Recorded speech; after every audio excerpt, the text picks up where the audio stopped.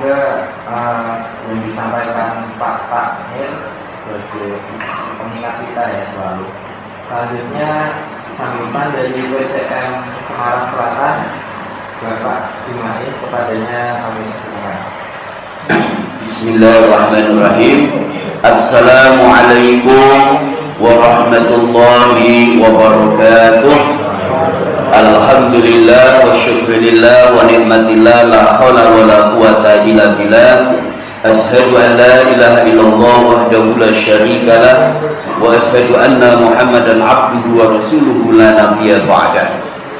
Al-Mukarramun Kiai Haji Dr. Hasan Asy'ari Ulamai MA, alhamdulillah sudah bersama-sama dengan kita.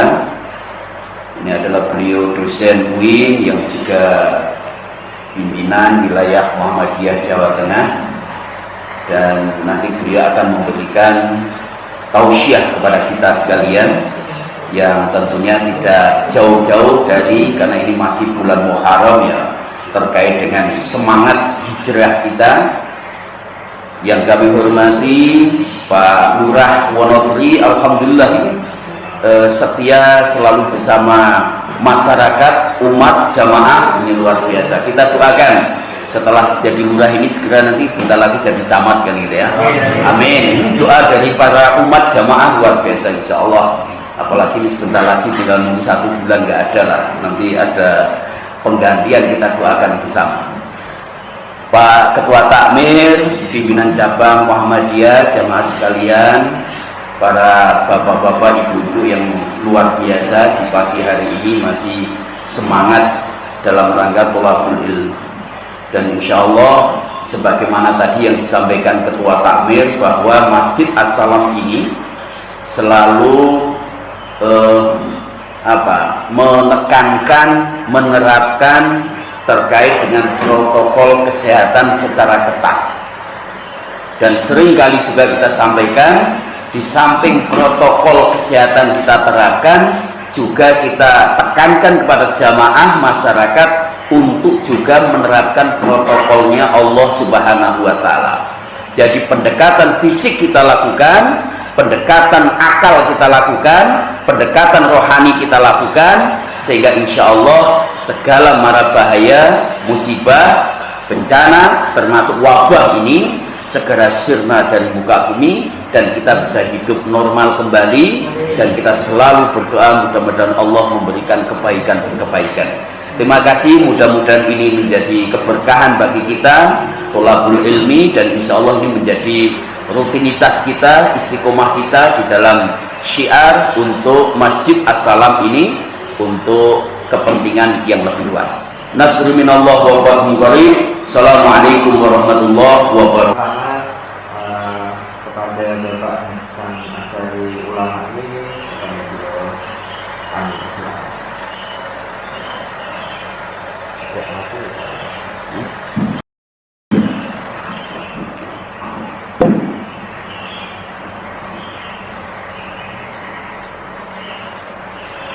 Assalamualaikum warahmatullahi wabarakatuh.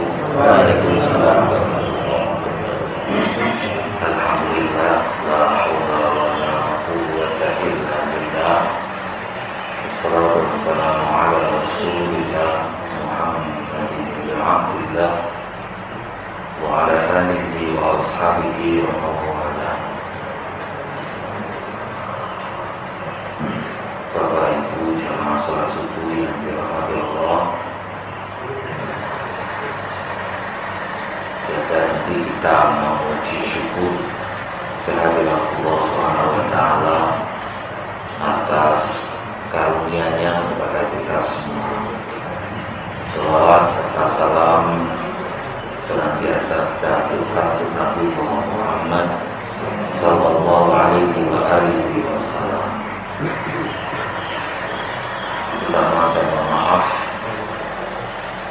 sengajanya mau datang belum subuh, tapi saya sudah sampaikan ke Pak Jumani itu kalau subuh saya itu agak susah, karena pintu-pintu portal di kampung itu azan subuh baru dibuka.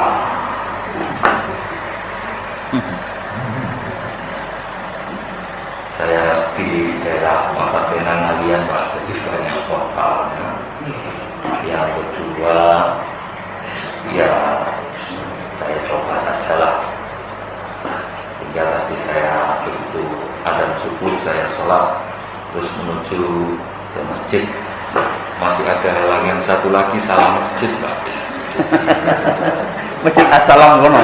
Masjid sama-sama asam. Oleh persepsi saya itu sejak awal, saya biasa ngisi di Assalam itu, ternyata itu masih mugas. Saya pikir itu amodri.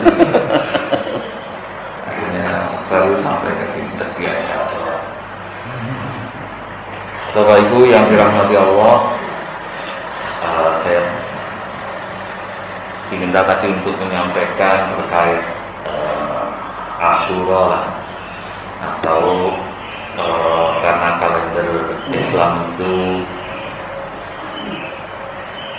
khususnya Jawa itu menyebut awalnya dengan bulan Syuro. Bulan Syuro ini dinamai demikian karena ada hubungannya dengan Asyura. Asyura itu Yaumul Ashir min Muharram, hari ke-10 dari bulan Muharram. Ini bedanya kalender Hijriah sebenarnya dengan kalender Jawa Islam.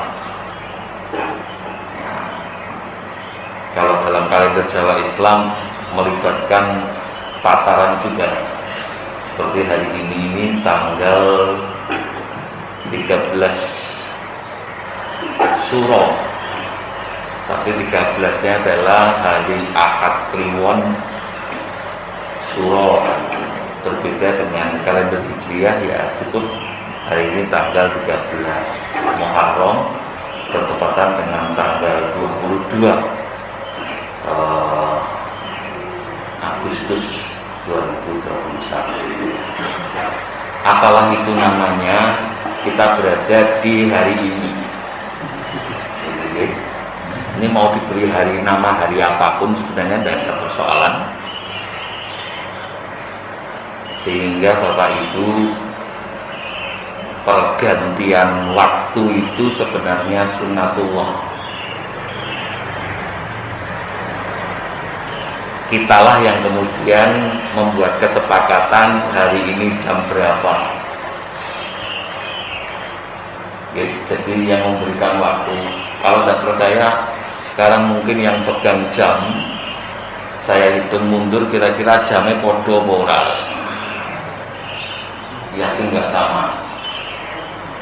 Mungkin dari segi jamnya sama, menitnya mulai beda, apalagi detiknya. Bahkan kalau kita berhubungan dengan saudara kita yang lain pada detik yang sama, ada yang saat ini belum subuhan, Pak. Tapi juga sudah ada yang makan siang hari ini. Jadi di belahan bumi yang lain. Maka sebenarnya pergantian waktu ini bagian dari sunnatullah.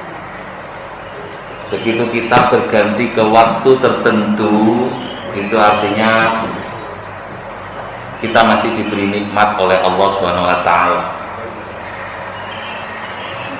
Jadi saudara kita yang sudah subuhan tadi mungkin 2 atau 3 jam yang lalu, belum tentu kita bisa menikmati hal yang sama, misalnya begitu untuk teman-teman kita atau saudara kita, bukan daerah timur tapi daerah lebih timur.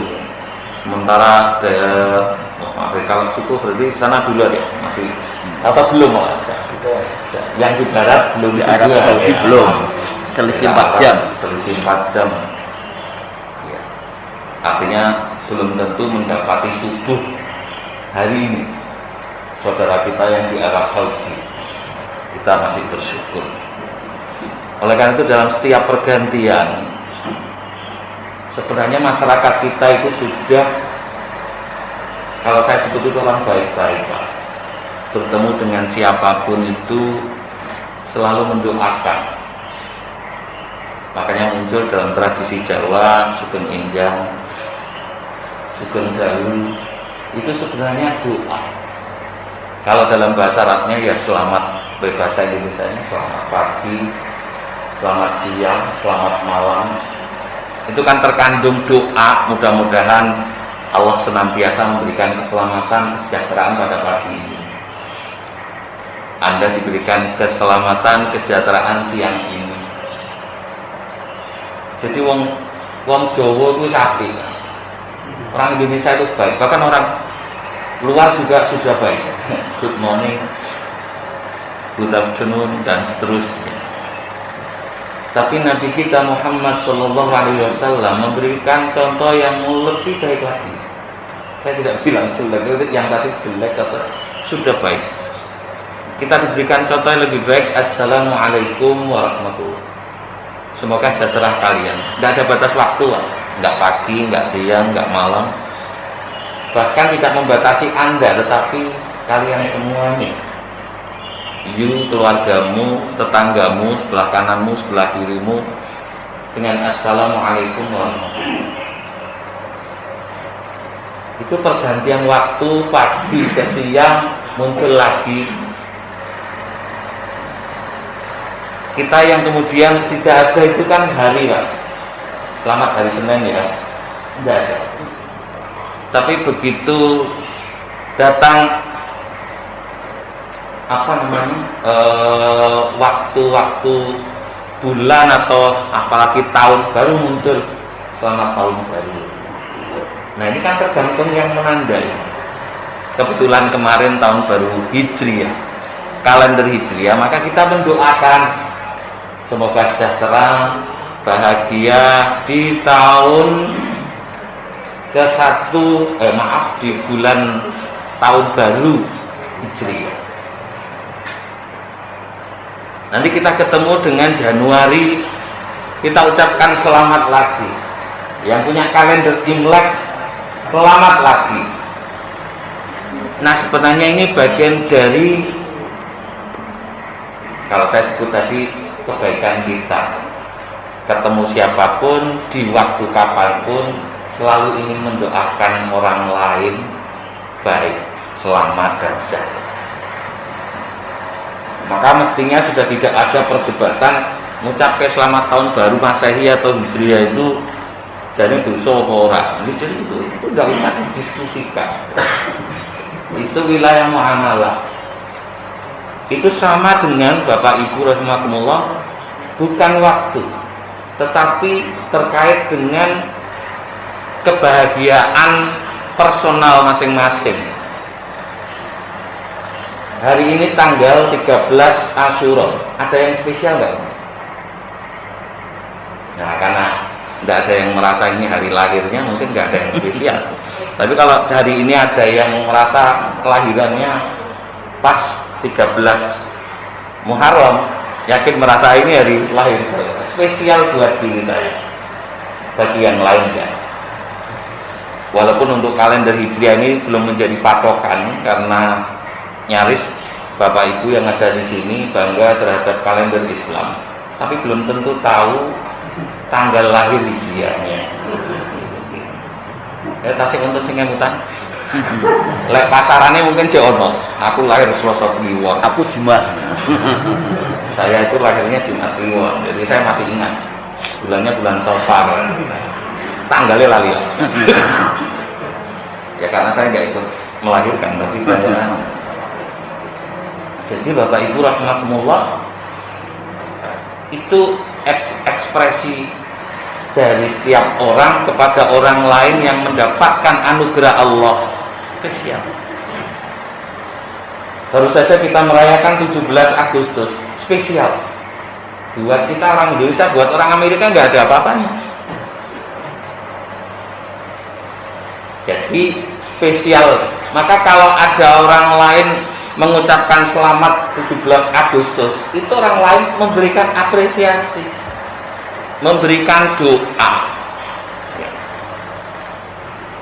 Begitu nanti ada negara lain gantian, ini pas hari spesialnya kita mengucapkan, loh kok kita ketika menerima ucapan selamat hari kemerdekaan oleh orang lain, begitu kita mengucapkan ke orang lain. Nah, oleh karena itu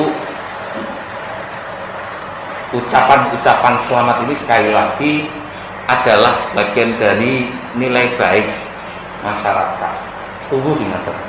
Nah, kemudian menjadi problem itu ketika berbenturan dengan masalah akidah, dengan moralitas. Tapi kaitannya dengan Natalan, itu kan nanti benturan, rame ya diskusinya. Bagi ulama tertentu tidak ada masalah, bagi ulama lain pokoknya itu menyangkut akidah tidak boleh. Nah, yang mutlak nggak boleh itu kalau kaitannya moralitas sebenarnya, Pak. Contohnya tetangga kita baru dapat nomor. Oke. Iya, selamat ya Anda dapat nomor, itu lah oleh saya. Bagus. Selamat sukses. Nah, oleh karena itu Bapak Ibu rahimakumullah, ini sekedar mengingatkan kita bahwa kita ini orang baik. Tapi pada saat yang sama Nabi Muhammad SAW pernah menyampaikan diri, al-muslimu aqul muslim la yadlimuhu wa la yuslimuhu. Muslim itu bersaudara dengan yang lain, lebih-lebih kepada sesama muslim, maka dia tidak boleh mendolimi saudaranya, tidak boleh mendolimi saudaranya. Jadi kalau sampai ngerti loro, pilek, watuk, ya watuk sebelah kondoni itu misalnya, itu boleh.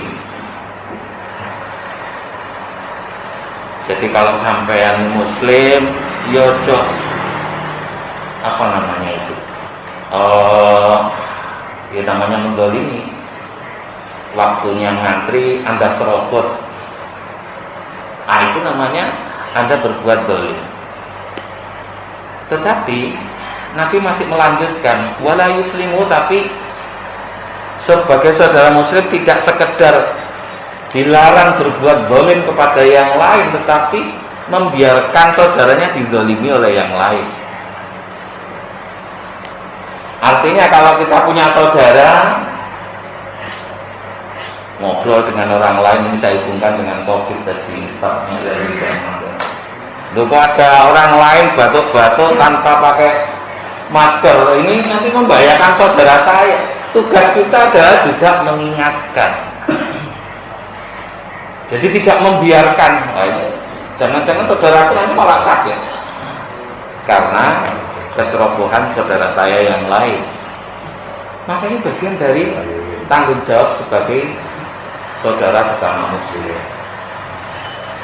Lanun sewu Bapak Ibu rahimakumullah, padahal ada banyak sekali ayat-ayat Al-Quran itu yang memberikan ancaman keras kepada orang-orang yang seperti ini.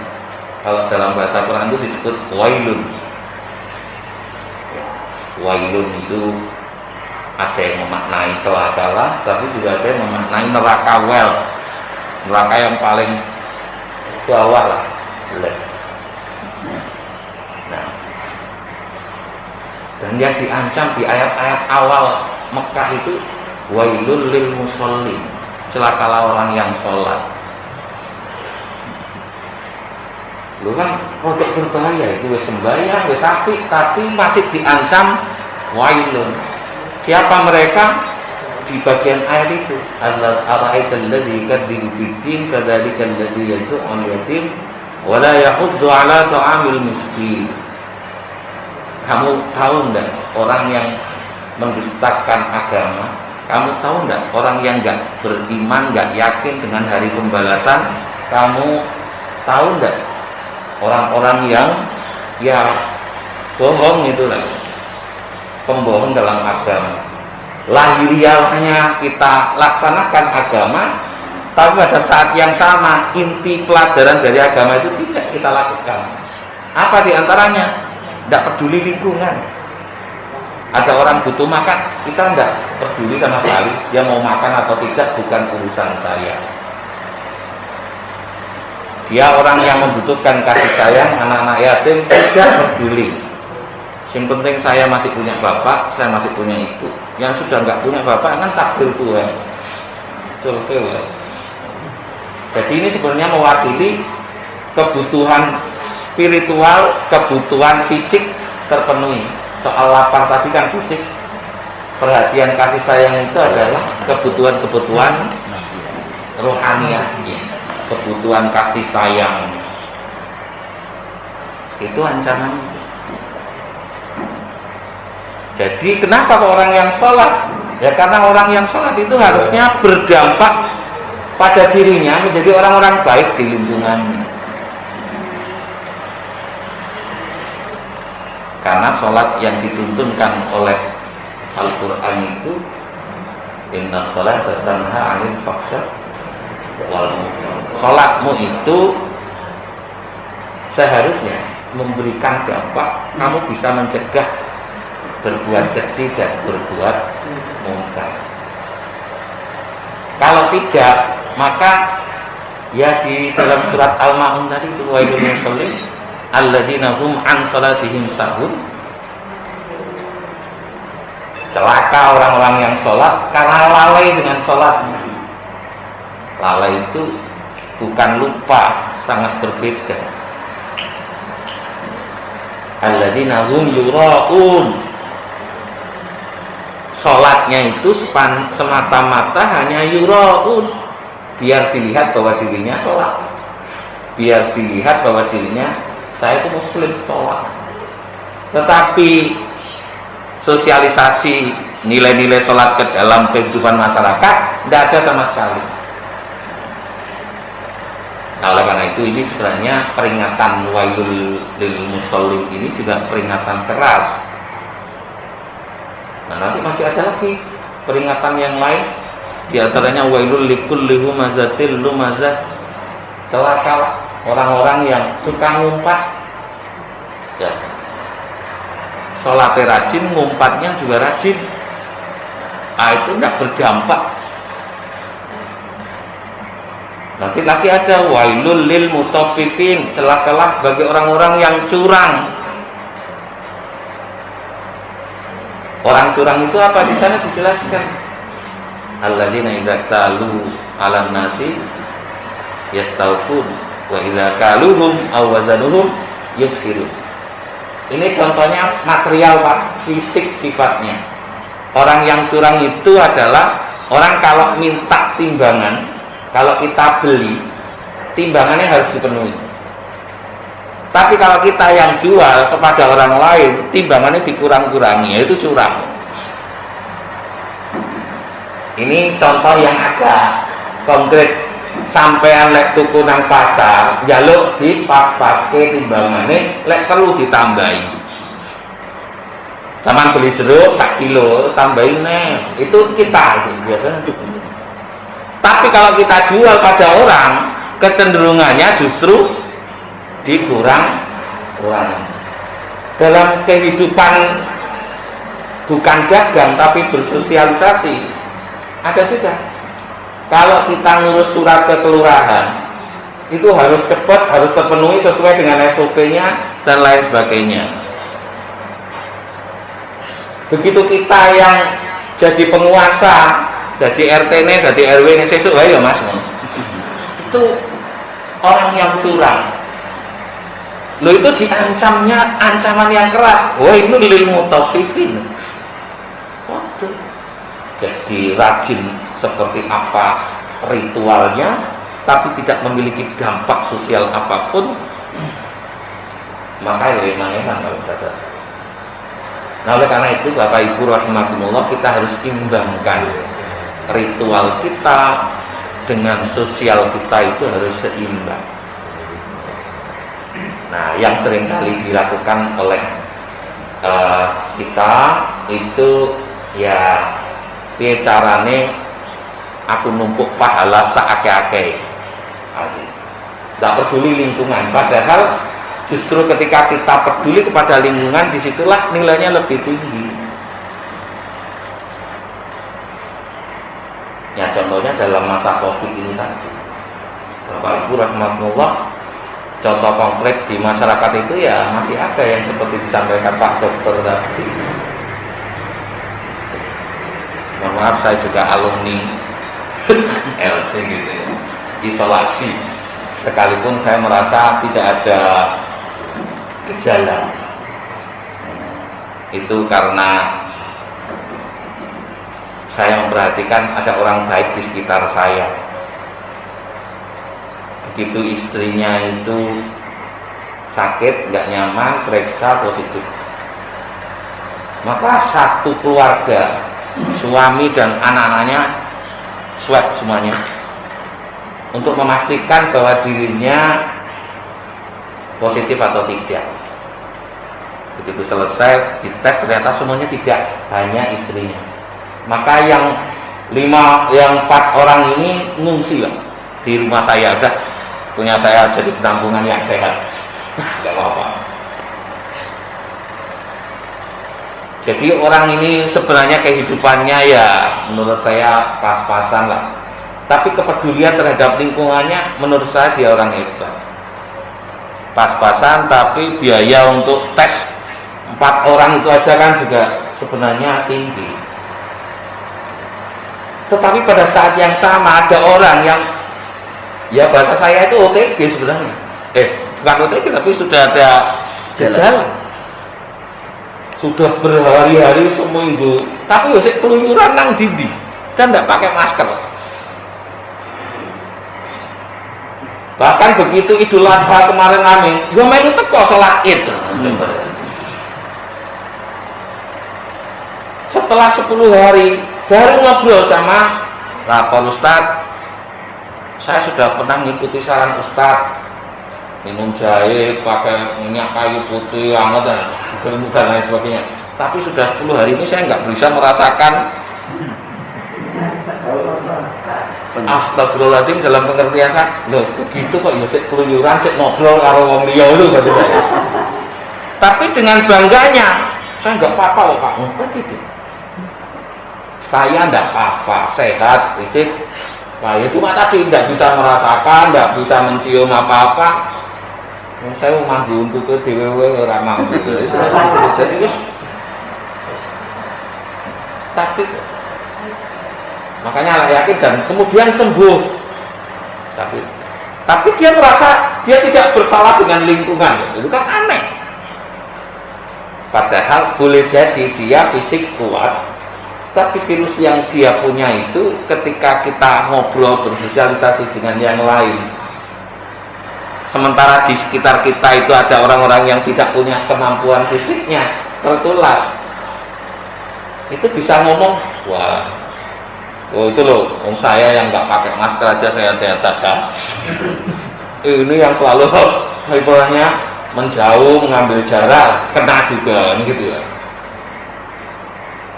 Nah, jadi seringkali kita kemudian tidak care dengan lingkungan. Jangan-jangan kita terancam oleh wailun tadi itu. Saya juga punya seorang kakak, cucunya itu yang selalu dia gendong, meninggal karena paru-paru. Kakak saya ini perokok berat, Pak. Mulai dari kecil itu, mulai umur SD itu, kalau di kampung saya itu dulu di Malang, Madura itu, merokok itu hal biasa, anak-anak kecil itu sampai dewasa. Begitu meninggal itu dia masih bisa berbangga diri.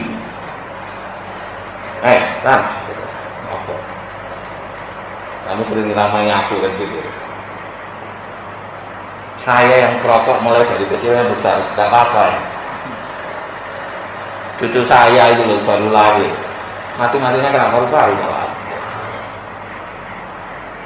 Saya hanya mengatakan perokok pasif jauh lebih berbahaya gitu. Bersama gendong putu ambil ngerokok gitu.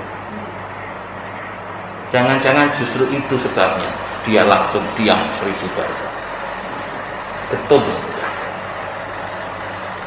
Jadi dia tidak peduli dengan lingkungannya. Yang penting aku selamat. Sing penting aku.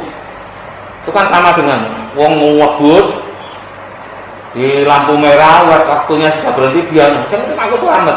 Dia tidak tahu bahwa ada orang yang kedandapan oleh bahasa Jawa itu, yang kemudian terguling, boleh jadi walaupun belum buanter, ngebut, jatuh, kemudian kakinya terkilir atau mungkin bisa patah kaki karena tertindih oleh kendaraan. Tapi kan tidak hanya berhenti di situ. Ternyata orang ini sebenarnya sedang mengantar sesuatu untuk saudaranya yang sedang sakit keras, berperang dengan nyawanya yang mau dicabut oleh malaikat Israil, kan gitu. Berapa nyawa yang sedang dia korbankan oleh orang yang tadi, loh, aku nggak apa-apa, aku nggak mengenai siapa-siapa. Nah, ini yang sering tidak dimunculkan oleh diri kita sebagai muslim, padahal Nabi sering katakan khairun nas anfa'uhum linnas. Itu bahasa lain dari itu. Sebaik-baik orang yang bisa memberi nilai manfaat pada orang lain, bukan memberikan nilai madorot pada orang lain. Makanya saya sering membuat kesimpulan, Bapak Ibu rahimakumullah, kita ini kalau berpikir tentang diri, haknya itu lapang.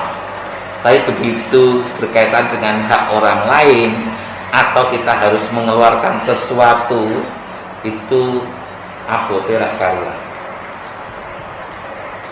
Bahasa sederhananya, Bapak Ibu kalau sekiranya anak-anaknya sekolah dibebaskan gratis, mau enggak? Pasti semua menjawab masih diberikan tambahan, Pak. Anak-anak nanti pokoknya setiap sekolah dikasih makan, dari tempat tidur untuk istirahat siang. Kira-kira mau enggak? Mau semuanya.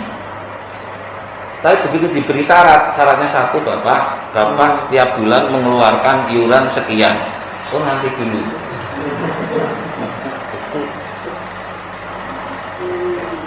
Bapak bahagia mana saat menerima paket lebaran dengan memberikan paket lebaran? Jadi kalau menerima itu biasanya tidak ada persoalan. Tapi ketika memberi itu rada mikirnya rada sulit. Ya. Sampai yang makan di rumah makan, biayanya tidak peduli. Mau entek 250 atau 300, sak keluarga makan di rumah makan bagus. Kira-kira pernah dipikirkan, Pak, entek sak ngono? Tidak juga. Ini Masjid As-Salam tiap pagi kita bagi-bagi makan untuk warga. Kira-kira nyumbangnya 300? Tidak juga. Karena ini barang-barang yang 10.000 apa-apa. Jadi padahal yang justru memberikan nilai manfaat yang lebih besar itu nilainya lebih tinggi. Lebih tinggi. Itu sebabnya Bapak Ibu rahimakumullah, ritual yang kita lakukan termasuk sholat, puasa, ketika berhadapan dengan kepentingan yang lain, kepentingan sosial, itu sebenarnya dalam tanda petik agak dikalahkan. Lebih-lebih yang sunnah lah. Sampai sholat sunnah, tapi berhadapan dengan ini ada tamu jauh-jauh, belum makan, lalu kita sediakan makan, ternyata orang ini enggan makan karena yang punya rumah puasa, kan gitu bahasa sunnah. Ya, kalau Rasulullah simpel, gak tahu puasanya makan bareng, supaya tamu ini makannya menjadi. Jadi sahabat Abu Darda itu pernah dipersaudarakan dengan Salman Al-Farisi oleh Nabi SAW. Salman Al-Farisi yang dipersaudarakan Nabi itu ya sesekali datang ke rumahnya. Abu Darda itu seorang, kalau kita menyebut sufi, isinya mau sholat karo poso. Sehingga Salman ketika datang ke rumahnya jauh-jauh itu melihat ini jane Bu Darda apa bukan ya? Karena tak kurus, kering, ora kurus. Bojone ra diurusi. Sing diurusi masjid karo ibaratnya begitu. Karo posone dhewe-dhewe. Ini benar Ibu Darda? Iya, saya. Kenapa begini? Itu dulurmu lho, Darda. Sudah tidak perlu peduli dunia, apalagi kok nyentuh saya. Sudah tidak. Isinya mau sembahyang karo poso. Maka Salman ini ya prihatin. Begitu Abu Darda datang, kamu Salman ya. Dia sibuk membuatkan makanan untuk tamu sebagai bentuk sunnah Nabi itu yang nyambut tamu. Setelah disediakan makanan, silakan Salman makan dulu lah, jauh-jauh. Ayo makan bareng, kata Salman. Enggak, saya puasa. Kalau gitu saya nggak ikut makan. Begitu Salman mengatakan demikian, akhirnya dia ikut makan. Sehingga malam hari Salman duduk di ruang tamu. Masih sore itu sudah kretek pintu kamarnya Abu Darda terbuka. Salman ya namanya tidur di sebelah di ruang tamu itu ada pintu kan. Dia terjaga dan mengatakan mau kemana? Ke musola ini, mau sholat. Kamar mana urusi bojomu gitu. Balik. Tengah malam buka lagi, mau keluar lagi. Loh, mau mana lagi loh? Mau sholat. Sholat. Dia katanya, udah tidur dulu. Sampai pada pertiga malam yang terakhir baru dia bangun aja lah. Yuk bangun kita masuk. Nah Abu Darda merasa nggak nyaman. Dulurku siji malah ngatur uripku mendekatkan diri kepada Allah terganggu. Lapor kepada Rasulullah. Apa sikap Rasulullah? Benar yang dilakoni oleh Salman. Inna li jasadika 'alaika haqqan wa li 'ainika 'alaika haqqan wa li zawjika 'alaika haqqan. Tujuhmu dua hak. Tubuhmu punya hak. Matamu punya hak. Penuhi hak-hak itu. Jadi artinya ya seimbanglah, jangan kemudian hak tertentu terpenuhi, hak yang lain terlebihkan. Seimbang. Makanya Rasulullah mengatakan, laisa bi khairukum man taraka dunyahu li akhiratihi wa akhiratahu li dunyahu. Bukan orang baik sebenarnya orang yang mengabaikan kehidupan sosialnya itu, kehidupan dunianya itu demi untuk akhiratnya. Demikian pula sebaliknya, meninggalkan akhiratnya demi untuk dunianya. Saking serowok gepe sembahyang, urusan dunia dilalaikan. Yang penting aku sembahyang rajin, kosong rajin. Tonggo arep urunan, bingung arep bangun kampung, urusan liya lah. Ini urusannya kalau Tuhan. Jak bangun masjid semangat, tapi jak bangun pos kamlin keamanan rapi. Ngalusi jalan, moh. Jangankan gitu Bapak Ibu, zaman ini mungkin introspeksi kita. Jak urunan untuk pembangunan masjid dengan dijak urunan untuk masang lampu kampung biar aman, itu sampai milih urunan di. Mesti milih masjid karena anak dalil man bana masjidan banallah yaumal qiyamah. Masjidan itu, masjidan ya. Siapa yang bangun ke masjid, dibangun ke masjid nang surga atau dibangun ke rumah di surga.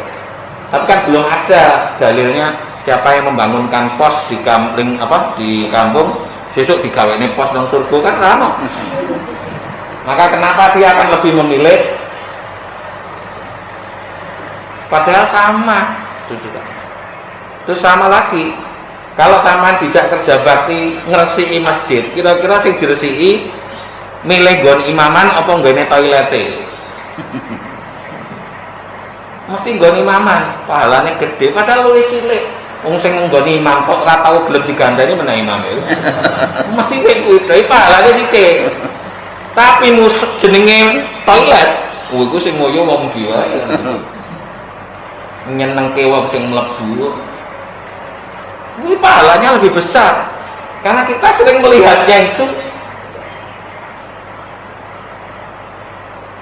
Maka banyak orang yang abai dengan hal-hal kecil seperti ini yang sebenarnya nilainya besar dibandingkan dengan ya tadi kita melihat wah ini sholat.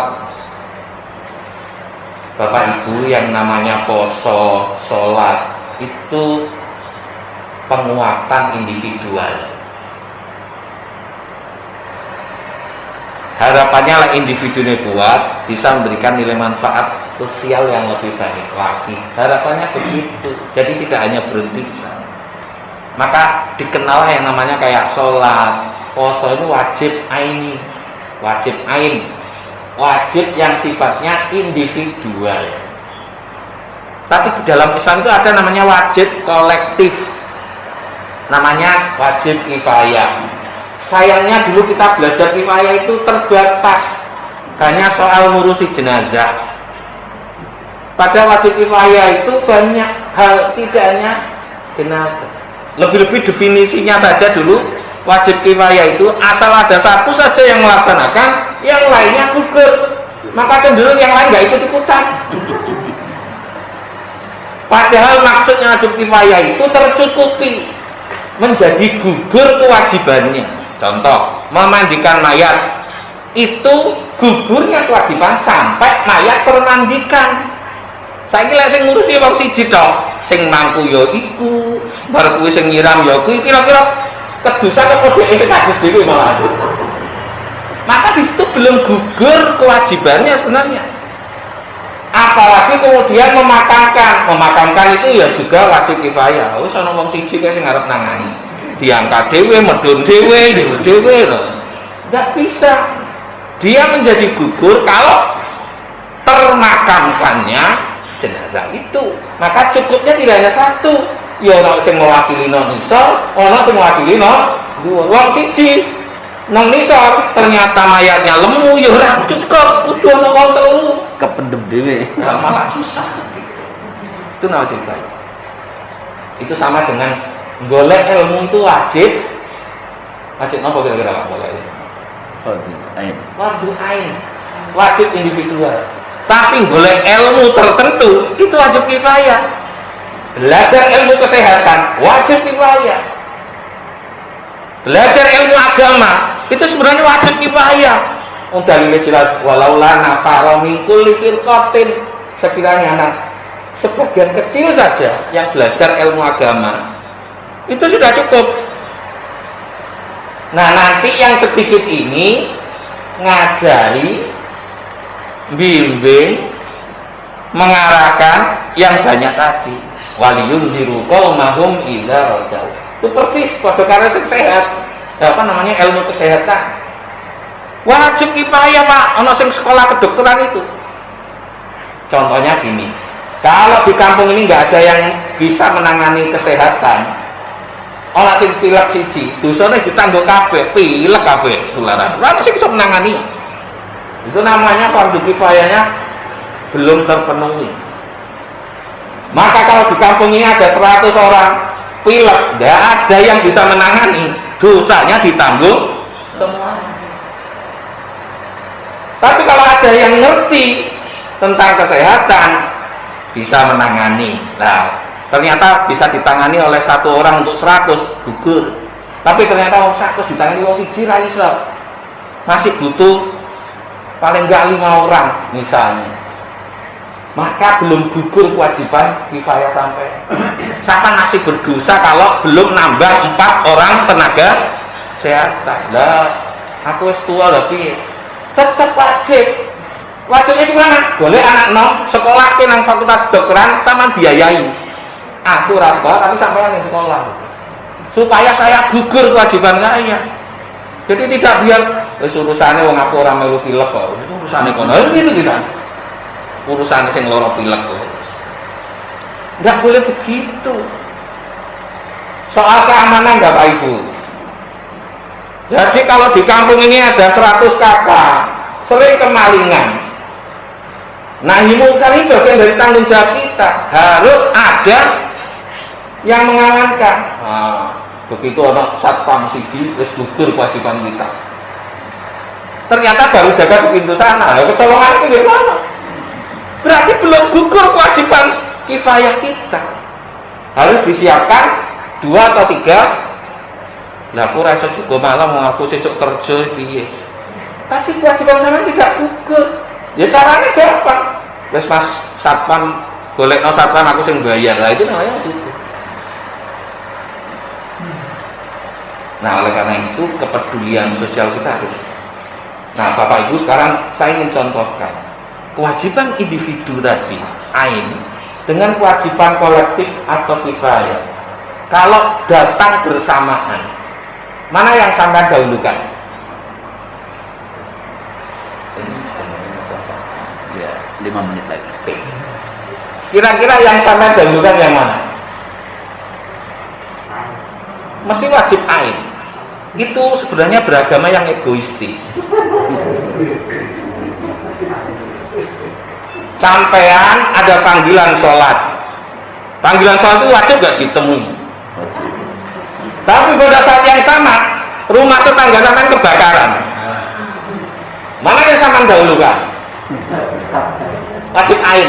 Saya tak sebayang ini panggilan Allah. Gantek.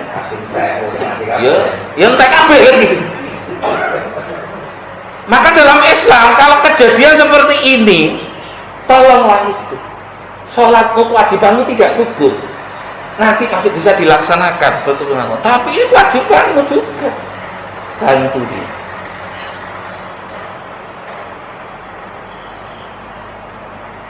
Dulu saya punya Pak D waktu haji itu. Di rumah Allah kok ada copet, kan nggak mungkin.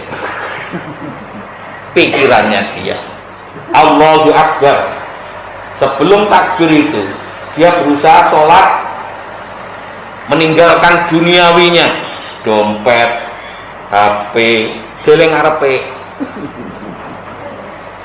Bener nggak Pak sikap seperti itu? Bagus itu.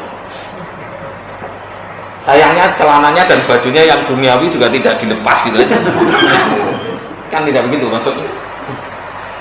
Begitu Allahu Akbar, tahu ada tangan yang merogoh dompet ya. Tapi karena ini sedang menghadap Allah, ini lebih penting daripada ini. Wajib ini gitu.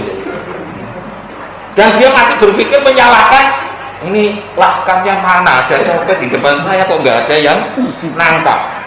Nah, padahal yang tahu dia copet siapa? Dia punya kewajiban, bukan keamanan. Kewajiban itu kewajiban kita bersama. Mestinya begitu ada tangan mau merogoh dompet, ijak sikilan orang ngopo gitu. Wong Nabi aja mengajarkan kalau kamu sholat ada ular yang akan membahayakan kamu boleh membunuhnya. Lanjutkan sholatnya. Kamu sedang pakai ikhram, ada ular yang mau gigit, boleh kamu bunuh kok. Yang semestinya tidak boleh kan? Membunuh apapun, membunuh nyamuk aja tidak boleh waktu haji kan gitu. Tapi pada saat itu membahayakanmu atau orang di sekitarmu, Allahu Akbar, kita tahu itu ada mendekati orang gitu, jarke gitu. Makanya ada video viral yang anak tikus yang lewat atau kucing. Dia hanya peduli dirinya sendiri, tidak peduli. Padahal kalau memang dia sanggup, entah itu berani memegang kucing atau ularnya, itu selesai memasalahkan. Adalah saya gugurkan, bahasa lainnya sholat saya dulu, nanti saya bisa makmum berikutnya, tapi saya menyelamatkan banyak orang dari film. Tapi nanti berhadapan dengan fikih yang tadi membatalkan sholat itu tidak boleh. Betul, memang nggak boleh kalau tidak ada apa-apa. Tapi kalau sudah begini ini, semua menjadi boleh. Membunuh binatang pada saat ikhram nggak boleh. Tetapi kalau itu membahayakan, menjadi boleh. Nah, itu kepedulian yang perlu dibangun dalam kita semua. Nah, karena itu Bapak Ibu rahimahullah, sekali lagi penting bagi kita ini meningkatkan kualitas ibadah kita. Tapi ingat, semakin berkualitas kita dengan ibadah-ibadah itu sebenarnya menjadi semakin care kepada lingkungan sekitarnya. Saya melihat semangat orang-orang di sekitar kita itu puasa sunnah, tapi dampaknya tidak ada sama sekali. Dino Senin, Kamis, poso, nok di rumah terus. Dino Selasa, Rebo, yang rumpi meneng, membicarakan aib orang lagi. Orang pas Senin, Kamis, itu namanya tidak punya dampak. Lek dikritik, nesu. RT di Paido nesu. Padahal rajin poso Senin, Kamis. Harusnya orang yang puasanya bagus punya kendali nafsu yang hebat. Itu namanya berdampak. Maka sampai Rasulullah mengatakan sing poso wajib wae, man lam yada qaula zur falaisa lillahi hajah ayyada ata'amahu wa salat. Siapa yang tidak bisa meninggalkan kata-kata kotornya atau tindakan kotor, maka Gusti Allah rak butuh dengan dia meninggalkan makan dan minumnya. Tidak butuh. Apa maknanya? Sekali lagi Bapak Ibu, dalam simpulan itu, yuk kita tingkatkan ibadah individual kita, tapi ingat, ibadah individual kita itu tidak lain agar bisa memberikan kita kekuatan menjadi orang baik. Orang baik itu apa? Ya ketika punya dampak sosial yang baik. Saya kira itu Bapak Ibu rahmatullah diingatkan sampai langsung Bapak. Ya mungkin kalau ada ruang untuk ngobrol sejenak, saya juga persilahkan.